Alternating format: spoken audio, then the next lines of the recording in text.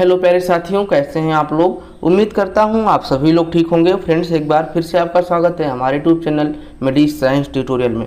Friends, आप सभी लोगों ने UPSSC मुख्य सेविका परीक्षा का फॉर्म अप्लाई कर दिया होगा, लेकिन फ्रेंड्स कहीं ना कहीं आपके ऑफिशियल सिलेबस ना होने के कारण आपके पढ़ाई में बाधा उत्पन्न हो रही है। तो आपको अब यहाँ पे परेशान होने की ज़रूरत नहीं है। हम लोगों ने प्रीवियस ईयर की परीक्षा के हिसाब से और साथ में आपके अन्य स्टेट के परीक्षा के आधार पे एक सिलेबस निर्धारित किया है। अगर आप इस सिलेबस के आधार पे चलेंगे तो आपका 90% कोर्स यहाँ पे कवर हो जाएगा। और साथ में जब भी आपका UPSSC का सिलेबस आएगा तो यहाँ से आप देखिएगा आपको 90% का सिलेबस कवर मिलेगा।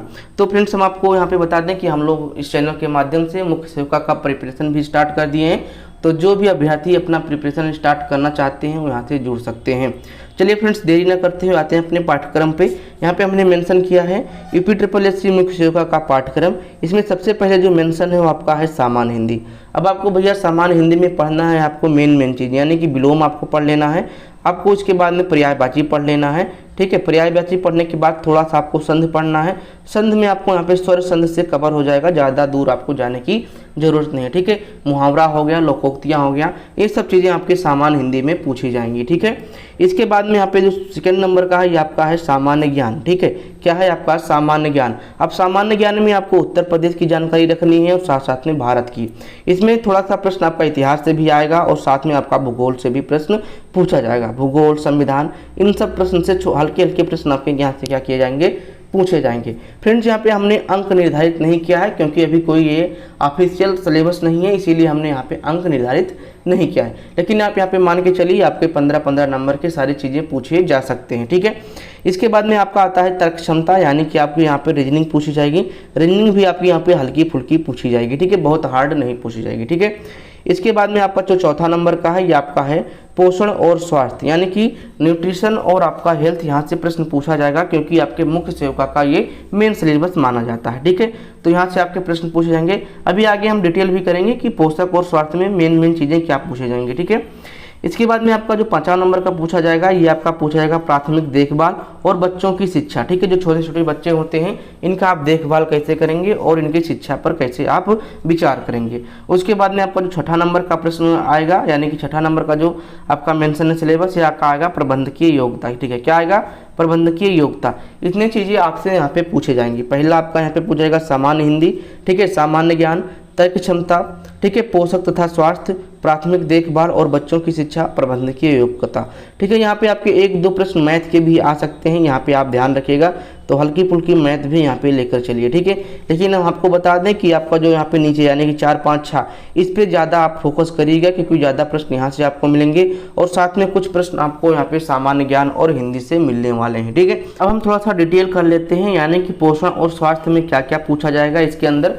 तो इसके अंतर्गत सबसे पहले आपको कॉमन बीमारियों के बारे में जानकारी होनी चाहिए, यानी कि आपके जो कॉमन डिजीज होते हैं जैसे आपका टाइफाइड हो गया, कॉलरा हो गया, हैजा हो गया, टीबी हो गया, इन सब के बारे में आपको यहाँ पे जानकारी रखना है कि ये किसके द्वारा होता है, इसकी खोज किसने की थी, इनके द्वारा कौन सी वैक्सीन बनी है। ठीक है, इन सब के बारे में आपको पता करना है। ठीक है, पढ़ना है। और उसके बाद में आपको टीकाकरण यानी कि आपको वैक्सीनेशन के बारे में पढ़ना है क्योंकि बहुत सारे वैक्सीन आपके लगते हैं बच्चों में।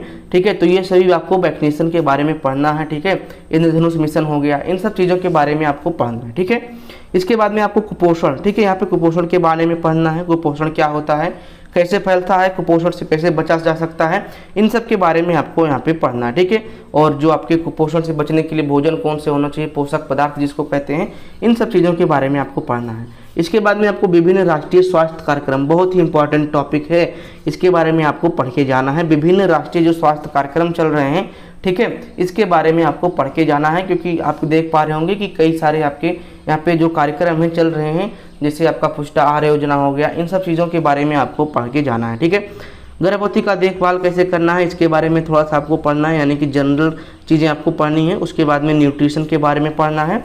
ठीक है, जीवन के विभिन्न चरणों में पोषण के महत्व क्या होते हैं। ठीक है, पोषण के जो महत्व हैं विभिन्न चरण में इसका क्या महत्व होता है, इसके बारे में आपको पढ़ के जाना है। तो आपके पोषण और स्वास्थ्य में इतनी चीज़ें आपको पढ़ के जानी है। ठीक है, यहाँ पे आप लोग ध्यान रखिएगा। उसके बाद में आ जाते हैं प्राथमिक देखभाल और बच्चों की शिक्षा के बारे में क्या पढ़ना है। तो इसमें सबसे पहला चीज़ पढ़ना है आपको बाल विकास का परिचय। क्या पढ़ना है, बेसिक आपको बाल विकास का परिचय पढ़ना है।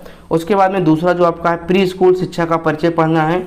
बाल देखभाल एवं संरक्षण पढ़ना है, विशेष आवश्यकता वाले बच्चे के बारे में पढ़ना है, यानी कि जो बच्चे थोड़ा सा विकलांग होते हैं, ठीक है, इनको हम दिव्यांग के रूप में जानते हैं, तो इनके बारे में आपको पढ़ना है, ठीक है, इनको विशेष आवश्यकता होती है, तो इन सब चीज़ों के बारे में पढ़ना है। उसके बाद में आपका प्रबंधकीय योग्यता आता है, तो इसमें आपको संचार की परिभाषा, प्रकृत माध्यम अवरोध, ठीक है, 2 अघटित मार्ग पर आधारित संचार का परामर्श कौशल, नेतृत्व विकास की अवधारणा एवं मुख्य चुनौतियाँ, ठीक है, सामुदायिक संगठन एवं मोबिलाइजेशन, इन सब चीज़ों के बारे में आपको पढ़ना है, ठीक है।